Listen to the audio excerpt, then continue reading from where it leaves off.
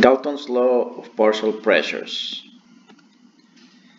Alright, so imagine you have a flask in which there is more than just one kind of gas present in your container. Okay, so we have these red gases, green gases, blue gases, and even a pink gas in there. Alright, now if we think of each of those different types of gases as being different molecules, and we think only of the pressure exerted by the individual molecules, then the total pressure that is present in this entire vessel, in this entire round bottom flask, can actually be attributed to the individual partial pressures of each individual gas. So the pressure contributed by gas, the red gas right here, or gas A, plus the pressure contributed by the green gas or gas C, the partial pressure of gas B and the partial pressure of gas D, all together add up to the total pressure. So you can actually look at it that way. And if you want to be a little bit more technically and savvy about it, you could say, yeah, this is the summation of the partial pressures leading up to the total pressure itself. Now what we're going to do is we're going to take this premise and we're going to introduce the ideal gas law within it, and you'll see exactly where we'll end up at the very end. It's a very key idea, but what you have to keep in mind is that as far as the partial pressures go, if you add them up together, that gives you the total pressure, and that's one way to get to the individual pressures or to the total pressure of the system. But as I was saying, we could reinterpret the partial pressures of each one of these gases with P sub I. Okay, so P sub I will have to equal N sub I times RT divided by V. And the reason why is because the temperature and volume are not changing based on what kind of gas you have present in here. On the other hand, the partial pressure of the gas is completely based on the idea of a certain amount of individual gas particles being present, whether it's the red ones, the blue ones, the green ones, it doesn't really matter, but whatever the amount of moles of that specific gas is directly attributed to the partial pressure of the gas. Okay, so that's what this is telling us, but we're using the ideal gas law to make this derivation. Alright, now so here's where we're going to play a little mathematical trick on the equation. We have the individual number of moles of gas times RT divided by V, but if we multiply top and bottom of the equations by the total number of moles, meaning all of the moles of green, red, blue, and pink gas together, needless to say, this expression is exactly the same as the expression above, because N total divided by N total is simply the same thing as 1. Right, so this is a very nifty mathematical trick, but check out what's going to happen now. I will substitute some things in here. In fact, I'm going to take N total out of this initial fraction and I'm going to redistribute it. Specifically, I'm going to redistribute it such that the N total in the denominator ends up being grouped with the N initial or the partial number of moles, leading to this fraction up here. And the N total that was on the numerator remains on the numerator. But now this is the beauty.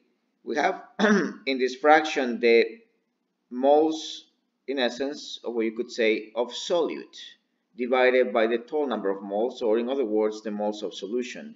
You know that to be nothing else other than the mole fraction of the gas. Alright, so this is moles of solute over moles of solution, or initial moles over total moles. Same idea.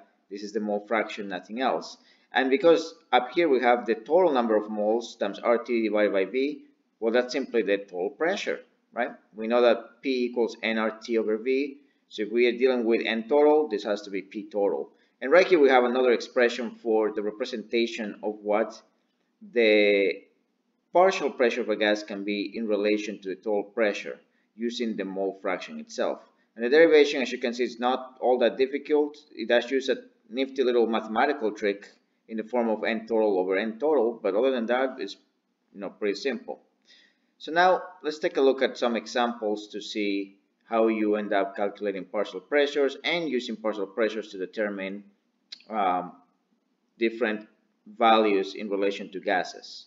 So in this example, I'm telling you that 2.353 grams of N2 and 1.928 grams of H2 have a total pressure of 740 millimeters of mercury. We want to calculate the individual partial pressures of these two gases in the flask.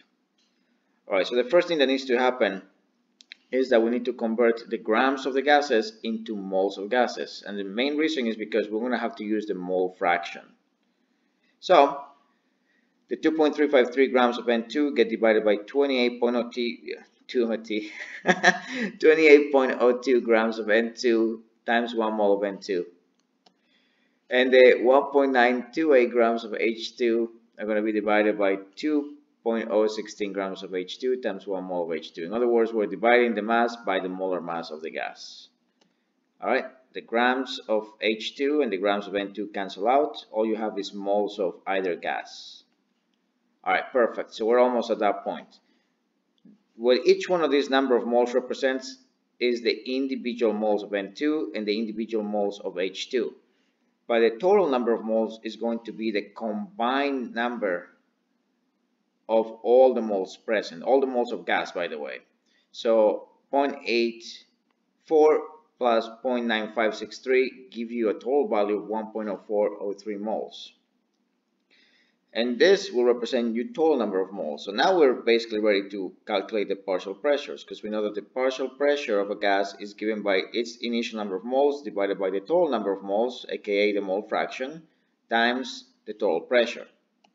So we multiply 0.0840 moles divided by the 1.0403 moles, that's your mole fraction, times 740 millimeters mercury.